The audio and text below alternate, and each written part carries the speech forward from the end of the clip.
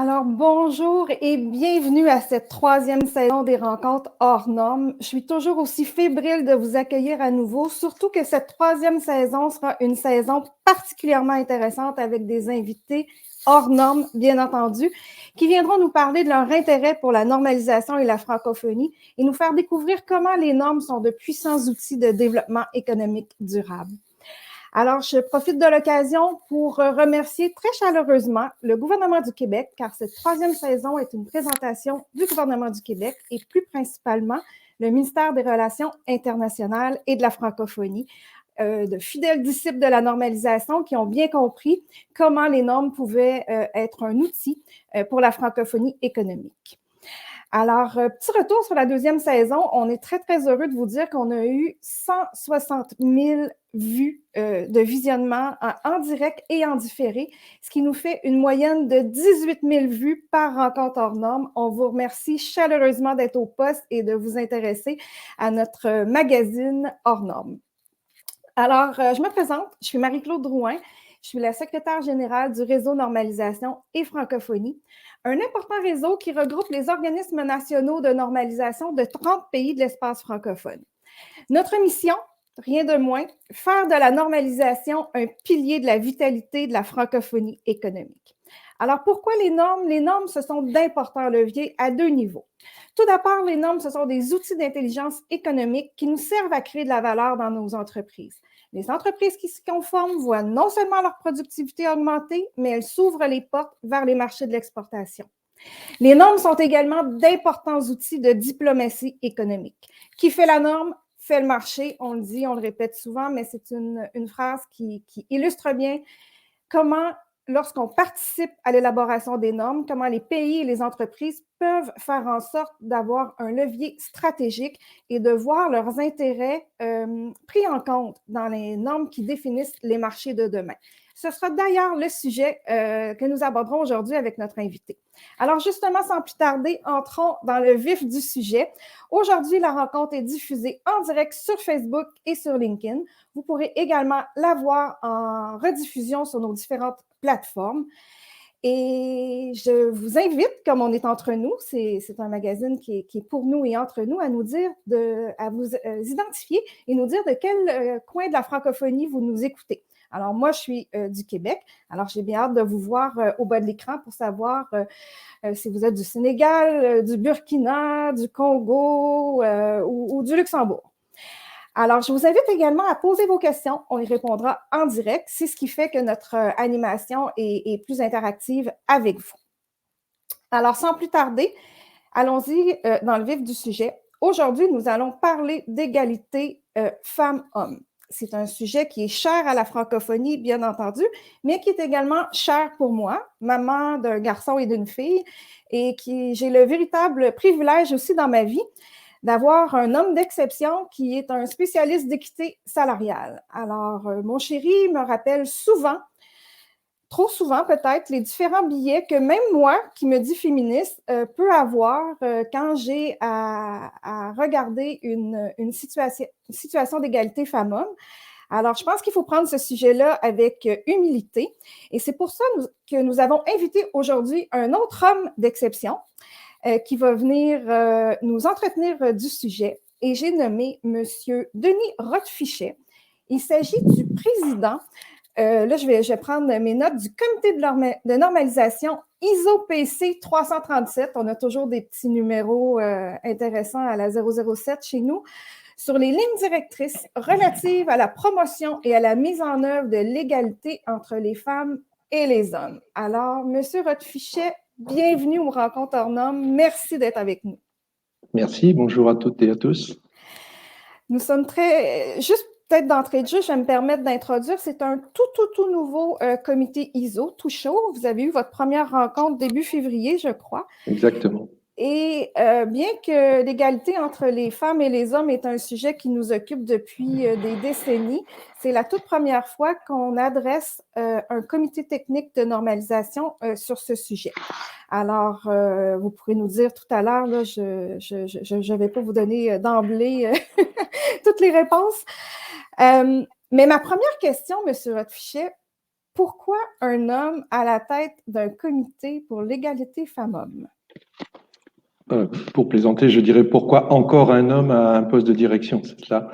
Plus sérieusement, la difficulté, si mon administration pour trouver un cadre pour présider le PC 337 avait été genrée, donc si ça avait été une approche genrée, la question aurait été plutôt au sein de mon ministère de se dire comment trouver un homme.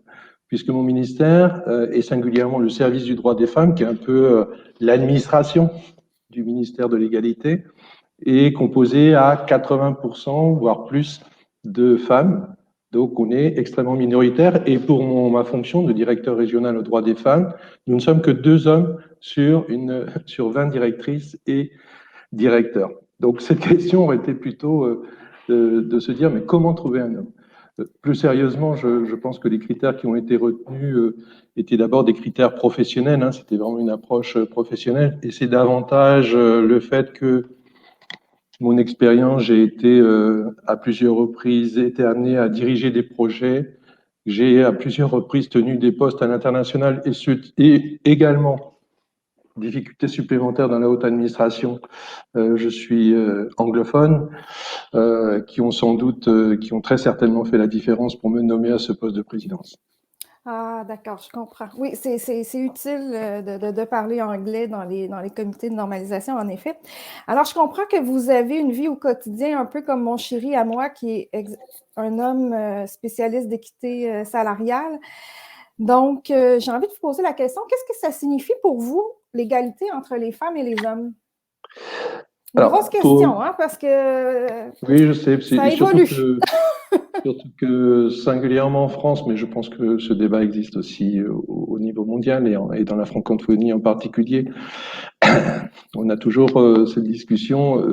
Je vais être très franc avec vous. Pour ma part, j'ai une conception humanisme du féminisme. Hein, et il n'est sans doute pas neutre dans mon parcours professionnel que je suis d'abord parti du droit du travail des ressources humaines pour ensuite passer aux droits humains. Il ne faut pas parler de droits de l'homme.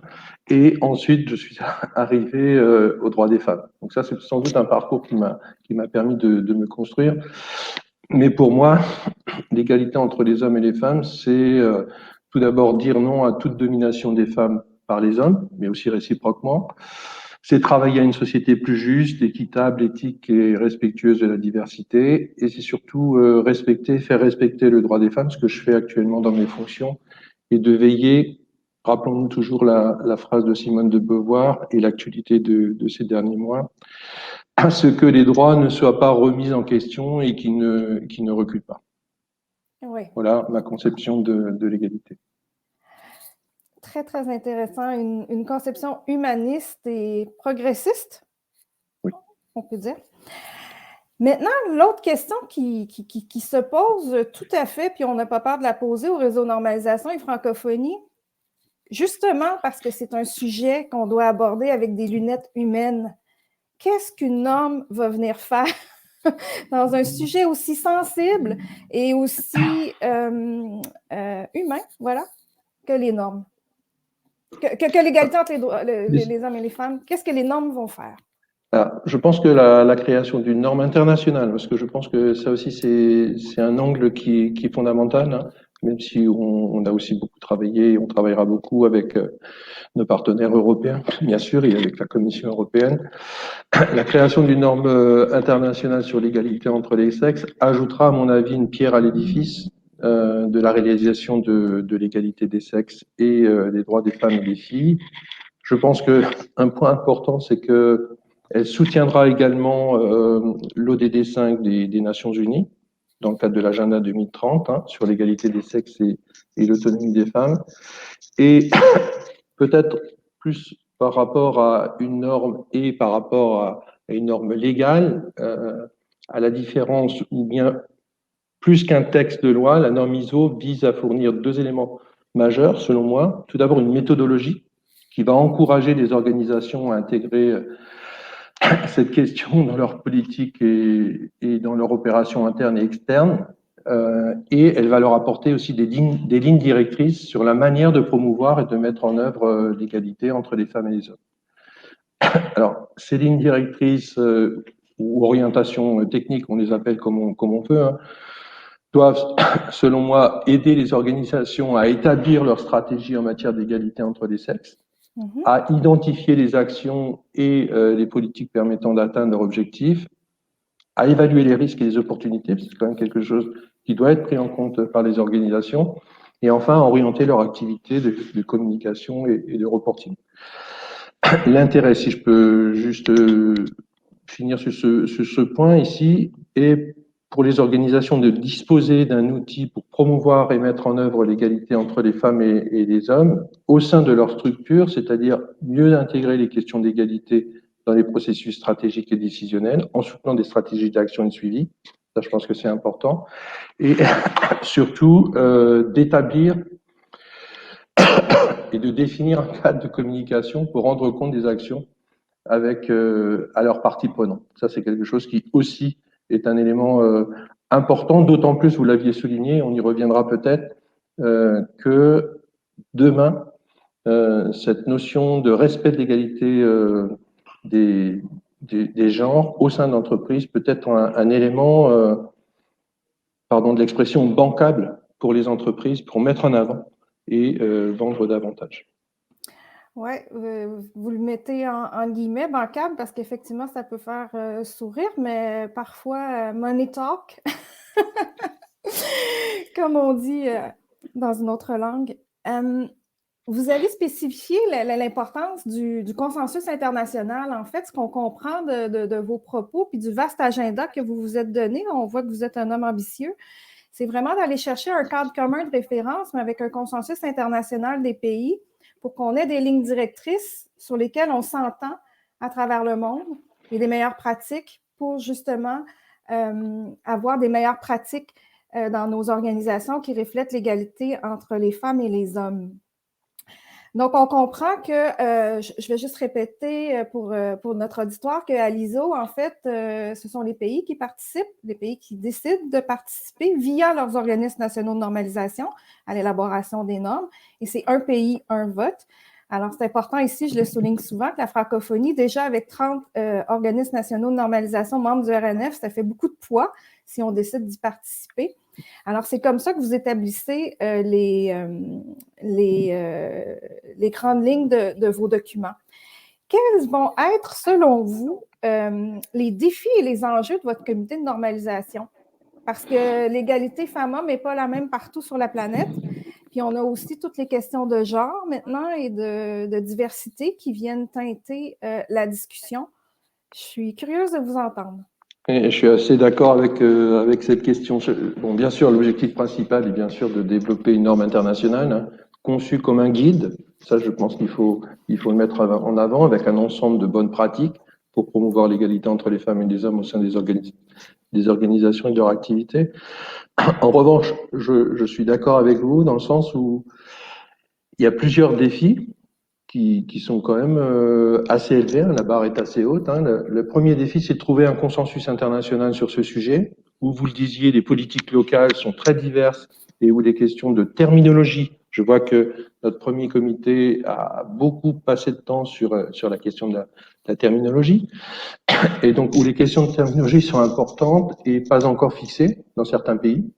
Donc ça, c'est un premier défi. Et le deuxième défi, je pense, c'est d'être assez flexible sur les bonnes pratiques pour qu'elles s'adressent à tous les types d'organisations.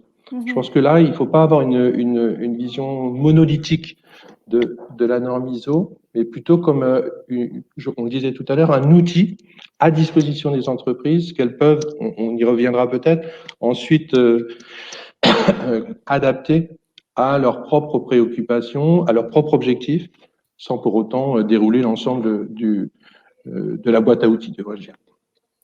Je comprends. J'en profite pour souligner aux gens, n'oubliez pas de nous poser vos questions parce que M. Rothfichet, comme vous le voyez, a beaucoup de choses à nous dire. Et puis, on a vraiment la chance d'avoir le président du comité ISO. C'est pas tous les jours qu'on a cette chance-là. Donc, écrivez-nous vos questions. Puis, je suis très contente de voir, là, j'ai vu au bas de l'écran, au long de l'entrevue, qu'il y a des gens de tous les coins de la francophonie qui nous écoutent. J'imagine que vous l'avez vu aussi, M. Rothfichet. Et on souhaite bien que tous ces gens-là vont s'intéresser à nos travaux. Un autre point qui nous tracasse puis qui nous préoccupe principalement au réseau normalisation et francophonie et dans la francophonie, c'est qu'on a une statistique peu éloquente qui dit qu'environ 25% des femmes seulement sont membres des comités d'élaboration de normes, bien que les normes touchent à la fois les hommes et les femmes. Qu'est-ce que vous avez à dire à notre communauté, M. Rothfichet, pour qu'on fasse meilleure figure sur cette statistique? Je suis assez d'accord avec cette statistique, hein, et pour tout vous dire, ça avait été un petit peu, pardon de l'expression, mon rapport d'étonnement des premiers jours quand je suis allé à l'AFNOR, et j'ai effectivement posé cette question. Donc oui, la normalisation devrait donner l'exemple, on en est d'accord, hein. C'est pourquoi l'ISO s'engage aujourd'hui pour l'égalité entre les femmes et les hommes. Et j'ai pu vérifier hein, que, notamment en France, l'AFNOR avait mis en place un plan d'action pour l'égalité entre les femmes et les hommes, ce qu'ils appellent le Gender Action Plan. Donc, c'est des choses qui sont en cours, qui commencent à... Et vous avez raison, le meilleur exemple, comme je le dis toujours, si on veut convaincre les autres, c'est de montrer qu'on est respectueux de l'égalité. Et jusqu'à présent, dites-nous tout, là, votre première rencontre du 1er au 3 février, vous aviez une bonne représentation féminine? Elle est encore perfectible, même si on y travaille. Elle est encore perfectible. Excellent. Très honnêtement.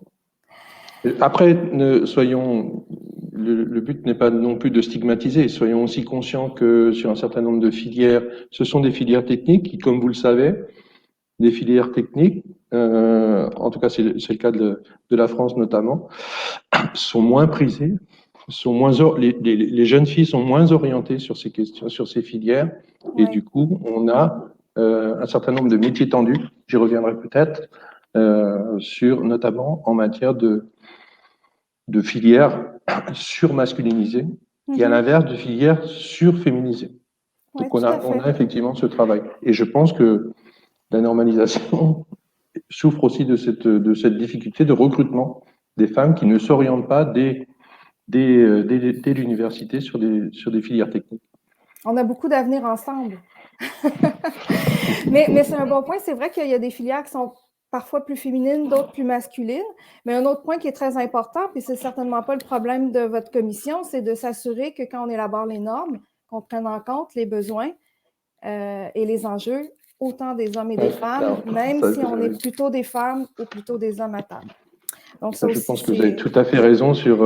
C'est aussi une façon de rendre attractif un certain nombre de métiers, notamment sur des questions d'articulation vie privée, vie professionnelle, sur lequel ma génération n'était pas du tout branchée sur cette question. Et tant mieux pour les nouvelles générations. Les nouvelles générations sont plus attachées à ces équilibres, et tant mieux. Oui, tout à fait. Maintenant, sur une base plus concrète, dites-nous comment, avez-vous déjà des idées sur comment une organisation, publique ou privée, peut mettre en place des actions pour favoriser l'égalité entre les hommes et les femmes? Alors, je pense que l'avantage de la norme, c'est qu'elle va proposer, je vous le disais, c'est un outil qui met à disposition un certain nombre aux organisations, un certain nombre de lignes directrices et qui va proposer, tout dans un premier temps, une méthodologie qu'on peut décliner. Alors, je vais aller très vite sur cette question, on pourra voir peut-être en détail un peu plus lointain. Le premier, c'est d'abord de comprendre le document et son vocabulaire. Je peux vous assurer que lors de notre premier comité, qui s'adressait pourtant à des experts, entre guillemets, S-qualité, on a eu ce gros travail de définition et de vocabulaire. Donc ça, c'est quelque chose d'important. Deuxième étape de la méthodologie, c'est de pouvoir dresser un état des lieux à partir d'une méthode qui est donnée, hein, d'identifier les différentes parties prenantes, d'identifier pour hiérarchiser ces domaines d'action. Il n'est pas question de partir à tout bas dans tous les sens, c'est vraiment de savoir quels sont ses objectifs, ce vers quoi on veut aller, et de l'inscrire dans un calendrier, d'associer les parties prenantes au domaine d'action et après de planifier, déployer, contrôler et ajuster. Voilà. Ça, c'est l'avantage de cette norme, c'est qu'elle propose une méthodologie qu'on va ensuite articulés autour d'un certain nombre d'axes majeurs, on peut appeler ça des axes, hein, qui sont, je vais aller très vite sur ce point, dimension interne, peut-être que on pourrait y avoir beaucoup travaillé dans un passé très, très récent, puisque j'ai rendu un rapport sur cette question de la féminisation de la gouvernance, donc notamment sur l'axe gouvernance et relations conditions de travail. Ensuite, deuxième axe, c'est activité et opérations financières d'organisation. On a notamment en matière d'achat responsable, c'est des choses qui commencent à être prises en compte, mais aussi, et vous aviez mentionné votre mari, pardon, sur la politique salariale, hein, il y a encore un certain nombre de travail. Troisième axe, les relations avec l'extérieur, telles que la promotion de rôles modèles de femmes exerçant des métiers dans l'entreprise. C'est aussi une façon d'aller attirer peut-être un certain nombre de femmes sur des métiers a priori masculinisés ou masculins. En tout cas, c'est l'image que peut en avoir la société. Et enfin, une communication interne et externe, peut-être qu'une communication non sexique sur laquelle on a encore beaucoup de travail à faire. Après, on décline ces lignes directrices autour de thèmes, là aussi, qui sont pas du tout exhaustifs, hein, tels que l'éducation, l'accès à l'éducation, formation, la santé, le droit à la santé sexuelle et reproductive. Je vais aller très vite là-dessus, hein, la prévention, les arrêts des violences faites aux filles et aux femmes, notamment dans l'entreprise. Le droit des filles et des femmes à la prévention et la lutte contre les discriminations. Et enfin, un point que vous mettiez aussi en évidence, l'autonomisation économique des femmes et leur participation à la vie publique et économique. Pardon, je suis encore un petit peu arrondé. Allez-y. Je tousse encore un tout petit peu. Voilà. Donc voilà, je pense que la norme offre en outre autour de ces thématiques un certain nombre de bonnes pratiques. Ça, je pense que c'est fondamental pour les organisations, notamment si on descend sur des organisations de plus petite taille, très largement. Et je pense que ces organisations peuvent très largement s'en inspirer. Comme je le disais tout à l'heure, c'est un beau plan de travail très ambitieux. Puis vous me donnez vraiment envie d'y participer. J'ai manqué la première réunion, mais je pense que ouais, c'est très, très intéressant. Je prends un tout petit moment pour saluer les gens qui nous écoutent en direct sur LinkedIn. Alors, on a Sandrine de la France, Brahima de la Côte d'Ivoire, Sandrine que je salue d'ailleurs, Nadie de la Corse, et puis Jacques Blanchet du Québec. Oui, mon ami Jacques. Bonjour Jacques. Alors, on aurait déjà un premier commentaire, une première question de Bertin. Alors, on l'a ici au bas de l'écran. Je crois que le plus grand défi de l'espace francophone est de promouvoir la mise en œuvre des principes de base des activités de la normalisation, ouverture, transparence, flexibilité, afin qu'elles produisent des effets positifs dans notre société. Tout à fait. Et je pense que le PC 337 sur l'égalité femmes-hommes est un excellent moteur et un exemple sur lequel on devra communiquer. Alors, M. Rotefichet, l'entrevue tire déjà à sa fin et alors j'ai envie d'y aller sur une côté un petit peu plus sur une note personnelle et j'ai envie de vous demander quelles ont été les femmes qui ont inspiré votre vie? Alors moi, j'en ai principalement deux hein, que je cite assez systématiquement quand on me pose la question. Hein, c'est Simone Veil. Et Simone Veil pour l'ensemble de ses actions et en particulier pour la personnalité qu'elle représente, pour son parcours, mais aussi pour son action en faveur de la contraception et surtout son action en faveur du droit des femmes à disposer librement de leur corps. Donc ça, c'est la première personne que je cite systématiquement. Et si vous voyez ma bibliothèque, c'est un secret pour personne. Et la deuxième qui est plus parce que je suis, j'allais dire, qui est presque lié à ma jeunesse. Hein. C'est Françoise Giroud, qui est la première ministre, à l'époque secrétaire d'État, ça en dit long, à la condition féminine, qui est la première ministre du droit des femmes, et avec qui j'ai eu la chance, moi, de pouvoir avoir un contact personnel. C'est vrai, oui? Vraiment, oui, elle m'a vraiment marqué, vraiment énormément marqué. Voilà, les deux personnes, un peu les deux figures qui, bien sûr, je pourrais en citer d'autres, mais principalement, plus elles sont proches de ma philosophie, donc voilà. Ah oui, c'est vrai. Principalement ces deux personnes. Oui, deux grandes femmes. On a une question de Nestor du Gabon avant de terminer. Alors, égalité entre l'homme et la femme, est-ce l'affirmation du féminisme ou plutôt celle de la volonté de la société à évoluer harmonieusement? Je pense que l'un ne contredit par l'autre, sachant que peut-être que je ne l'ai pas suffisamment précisé, mais moi j'ai une approche très humaniste du féminisme qui est donc en premier lieu l'égalité de la femme et de l'homme. Donc voilà, je pense que les deux sont tout à fait harmonieux et que le féminisme humanisme plaide en faveur de l'égalité de la femme et de l'homme. On a une autre question, M. Rothfichet, de Jacques Blanchet sur LinkedIn qui va apparaître à l'écran. Ah non, c'est vrai. Excusez-moi, c'est nouveau, là, les LinkedIn avec moi. Y a-t-il une volonté d'étendre la portée de la norme? D'étendre la portée de la norme. J'avoue, C'est ça Jacques, j'avoue, Jacques, la je ne suis pas mesure, certaine de comprendre. Alors peut-être Ah oui, je sais. Ben que oui, sur le genre, étendre. c'est ça? Oui, voilà. Oui, oui, là, oui, je Oui, comprends. On comprend maintenant, oui. moi, voilà. Alors, je vais être très transparent sur cette question. Hein. C'est une question qui a beaucoup animé d'ailleurs le comité de rédaction français, hein, sur laquelle qui a beaucoup travaillé sur la question du genre. Hein.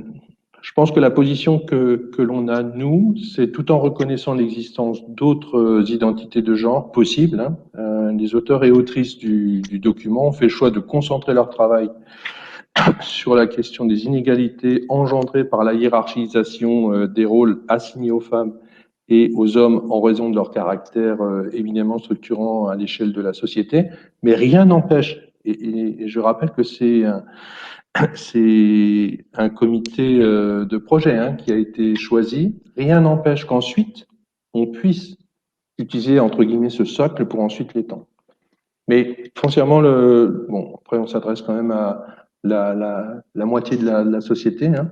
Donc l'objectif, ça a été effectivement d'abord se centrer sur l'égalité femmes-hommes, mais sans exclure la diversité et les autres identités, bien sûr. Mais voilà, c'est l'accroche qu'on a eue. Mais rien n'empêcherait que ensuite ce comité de projet évolue, devienne un comité technique et travaille peut-être sur une extension du, de la norme. Oui, Donc, se tout à fait. centraliser, se focaliser, parce que parfois on dit qui trop embrasse mal étreint. Voilà, j'ai effectivement cette formule que je n'ai pas voulu utiliser, mais puisque vous l'utilisez, voilà, nous on a volontairement, je pense qu'il y a encore, enfin vous l'avez dit, je l'ai dit, encore beaucoup de choses à faire en matière de lutte contre les inégalités entre les femmes et les hommes. Donc voilà, on se centre sur cette question, mais on n'exclut pas bien sûr et c'est très bien noté dans la spec. Hein. On n'exclut pas la possibilité de pouvoir étendre ensuite. Commençons par la base, puis après, une fois qu'on sera Voilà, fort de c'est un ce choix qui a socle. été fait plutôt que de vouloir prendre tout, traiter de tout et faire mal des choses. Voilà, c'est un choix qui a été fait et je pense que ce choix est plutôt de bonne pratique. Alors, ben parfait, merci beaucoup. Et la dernière question que je pose à tous mes invités, M. Rothfichet, parce que c'est déjà la fin, quel est votre mot préféré de la langue française? Ah, ça c'est un mot alors, j'en ai déjà parlé, donc je vais être un peu compliqué là-dessus. Pour moi, c'est humanisme, car au-delà de qualifier mon féminisme, et en plus, l'avantage d'humanisme, c'est qu'il n'est pas genré. Ouais, Ça évite, c'est vrai? enfin, en tout cas, il ne dit pas homme ou femme. Il correspond pour moi à un courant de pensée auquel je suis assez attaché, puisqu'il affirme la valeur, la dignité, l'autonomie des individus et le droit de chacun dans le respect des libertés des autres.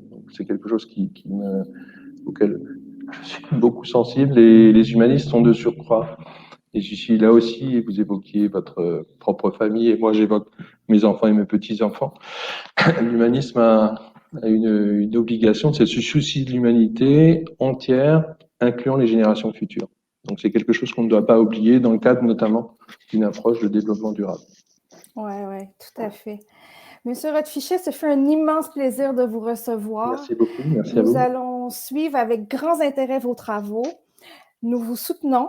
Nous sommes derrière vous. Nous allons faire en sorte de participer en grand nombre et au grand plaisir de vous recroiser cette année. Merci et merci à l'ensemble du public.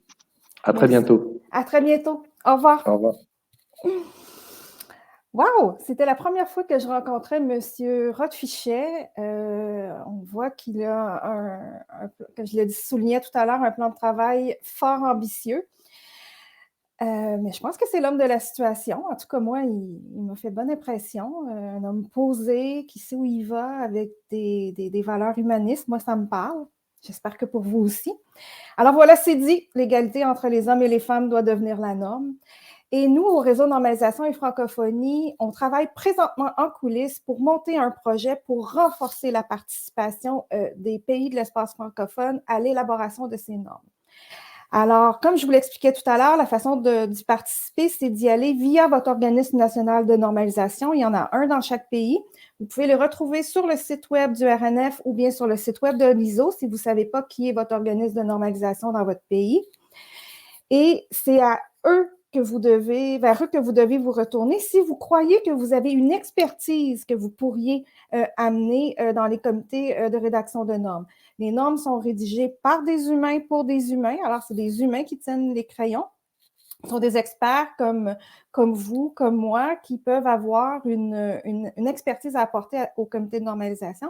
Donc, je vous invite à aller frapper en grand nombre aux portes des organismes nationaux de normalisation. Et sachez que nous, on travaille en coulisses et on aura très certainement des annonces à vous faire prochainement sur des activités pour renforcer la participation des pays francophones pour que ces normes-là qui vont émaner du comité PC ISO 337 sur l'égalité entre les hommes et les femmes reflètent nos besoins et nos intérêts et notre culture en francophonie. Alors voilà, c'est déjà le temps de vous remercier pour cette participation en grand nombre. Merci à tous et à toutes qui avaient été là. Soyez là pour le prochain rendez-vous qui vient vite, 24 février. Nous aurons l'occasion de rencontrer Mme Carole Brunet. Alors, une heureuse rencontre que j'ai faite en toute fin d'année prochaine. Mme Brunet est une chercheure à l'École polytechnique de Montréal et elle va venir nous entretenir sur l'énergie solaire à l'ère du développement durable en Afrique, mais tout principalement, quelle place a occupé la normalisation dans ses projets de recherche. Alors, elle est très intéressante. Elle a un projet vraiment à la portée de tous et fort tangible que je vous invite à venir écouter. Je vous invite aussi à réécouter toutes nos web-diffusions des rencontres hors normes sur nos différentes plateformes. Vous pouvez les consulter sur le site web du RNF. Abonnez-vous à notre infonet pour rester à l'affût des dernières nouvelles. On remercie encore une fois le gouvernement du Québec qui a bien voulu rendre possible cette présentation et cette riche rencontre hors normes. Et je vous dis à une prochaine pour une rencontre hors normes. Au revoir.